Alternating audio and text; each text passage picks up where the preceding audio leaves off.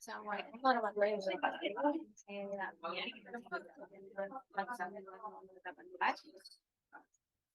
saat ini saya ingin menyelesaikan tugas UTS mata kuliah pemecahan masalah, yaitu apa itu pemecahan masalah. Menurut UNO 2014, problem solving atau pemecahan masalah adalah kemampuan untuk menggunakan proses berpikir dalam memecahkan masalah dengan menggunakan fakta, menganalisis informasi, penyusunan alternatif solusi, serta memilih solusi masalah yang lebih efektif. Artinya, problem solving itu merupakan pencarian solusi melalui proses berpikir yang sistematis.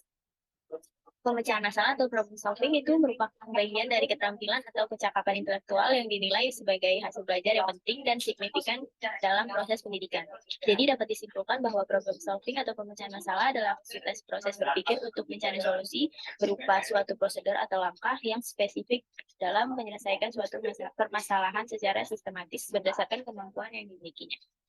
Lalu untuk siapa problem solving itu? Kenyataannya menunjukkan sebagian besar kehidupan kita adalah berhadapan dengan masalah. Kita perlu menyelesaikan masalah tersebut. Apabila kita gagal dalam menyelesaikan suatu masalah, maka kita harus mencoba menyelesaikannya dengan cara lain. Kita itu harus berani menghadapi masalah untuk menyelesaikannya. Lalu di mana dan kapan kita dapat menyelesaikan masalah? Yaitu masalah bisa terjadi kapan dan di mana saja. Bentuk-bentuk dari masalah itu pun berbeda-beda. Untuk masalah pribadi, yaitu suatu kondisi yang menghambat seorang individu sehingga terganggu atau bahkan tidak dapat menjalankan perannya dengan baik.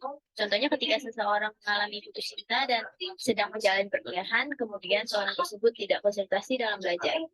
Lalu ada keresahan umum, masalah yang telah berpengaruh secara luas dan menjadi bahan perdebatan umum. Contohnya itu ketika ada oknum pelecehan seksual di transportasi umum, di mana oknum tersebut membuat keresahan penumpang lain ketika berada di dekatnya dan harus lebih waspada.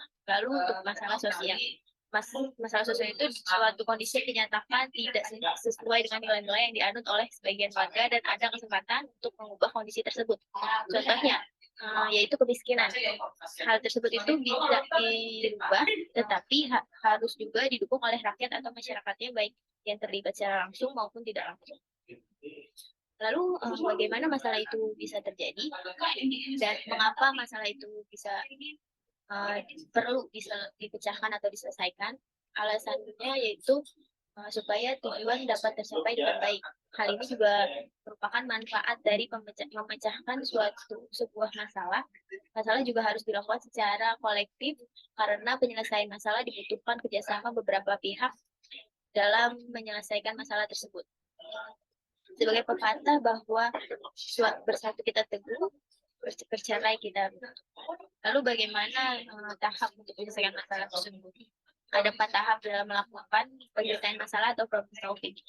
4 tahap ini biasa disebut dengan siklus problem solving. Yang pertama, mengenal masalah.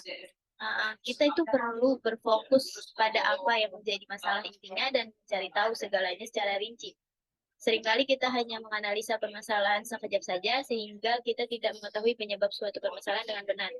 Untuk mengidentifikasi masalah secara tepat, jangan lupa kita untuk mengikuti beberapa langkah-langkah.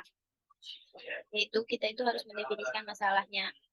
Kita perlu membedakan antara fakta dan pendapat. Logikanya kita tidak akan mendapatkan penyebab masalah yang valid jika kita tidak bisa membedakan keduanya. Lalu kita juga perlu menyatakan atau mengungkapkan permasalahan yang terjadi secara spesifik. Selanjutnya itu coba diidentifikasi standar, norma-norma atau nilai-nilai apa saja yang telah dilanggar dari permasalahan tersebut. Lalu kita perlu menentukan di mana titik permasalahan yang ada dan mulai merancang proses pemecahan masalah. Dan terakhir itu pastikan untuk tidak menyelesaikan sebuah masalah tanpa data-data yang valid. Lalu langkah yang kedua adalah pemilahan masalah. Setelah mengidentifikasi masalah yang dilakukan secara detail, maka sekarang waktunya untuk membuat beberapa pilihan. Yang bisa kita pilih yaitu mencari solusi alternatif yang efektif. Oleh karena itu, kita perlu menunda pemilihan solusi alternatif sampai kita benar-benar sudah mendapatkan solusi yang cocok dan yang kita inginkan oleh semua pihak yang terlibat. Jadi kita perlu menunggu sampai proses evaluasi terakhir, baru bisa menentukan solusi alternatif mana yang kita gunakan. Untuk pemilahan masalah ini itu terdapat langkah-langkahnya juga. Langkah yang pertama yaitu pastikan untuk tidak terburu-buru dalam menentukan suatu solusi alternatif. Sertakan semua individu yang terlibat dalam menentukan solusi alternatif yang terbaik. Tentukan solusi alternatif yang sejalan dengan tujuan organisasi. Tentukan solusi alternatif untuk jangka pendek dan jangka panjang. Pertimbangkan ide-ide yang disampaikan oleh orang lain. Lalu pilih solusi alternatif yang paling tepat untuk menyelesaikan masalah. Dan yang ketiga itu menetapkan prioritas. Langkah ketiga ini bisa kita lakukan adalah mengevaluasi setiap pilihan solusi alternatif yang ada. Lalu pemilihannya secara bijak dengan mempertimbangkan segala kebaikan dan keburukan yang akan dihasilkan di masa depan. Dalam mengevaluasi pilihan solusi alternatif, kita juga perlu melakukannya secara hati-hati. Maksudnya itu agar kita jangan sampai mempertimbangkan secara bias, sehingga solusi alternatif yang dihasilkan bisa saja sebenarnya tidak cocok dengan permasalahan yang ada. Untuk ini jangan lupa untuk memilih solusi alternatif yang benar-benar sesuai dengan visi dan misi perusahaan. Lalu poin-poin yang bisa diterapkan yaitu mengevaluasi solusi alternatif yang relatif terhadap standar target yang ada. Kita juga perlu mengevaluasi semua solusi alternatif yang ada tanpa ada bias. Kita perlu mengevaluasi solusi alternatif yang apa mungkin berhasil.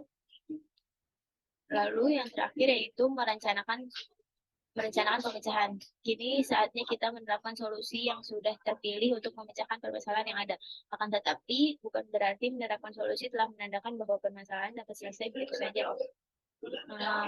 Perlu ada tindak lanjut atau follow up yang dilakukan oleh orang-orang yang terlibat agar mereka bisa meninjau bersama apakah permasalahan yang ada itu sudah benar-benar terselesaikan atau belum.